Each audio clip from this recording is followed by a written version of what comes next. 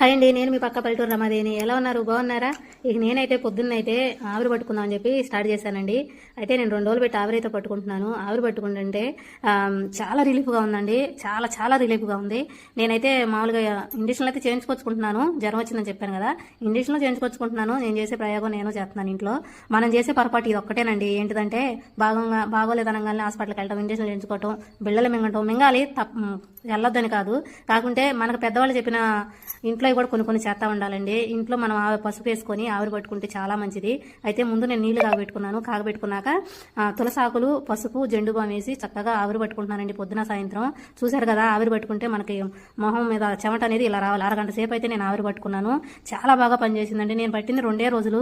నిజంగా నాకు చాలా రిలీఫ్ అనిపించిందండి. అంతకుముందు అంతా నెత్తి మీద ఏదో పెద్ద బరువు పెట్టినట్టుగా అనిపించేది. కానీ ఇప్పుడు 2 రోజులు పెట్టి ఆవిరి పట్టుకుంటుంటే చాలా హాయిగా అనిపించింది. ఎంతో బరువు తీసి కింద పెట్టాను అన్నంత ఫీలింగ్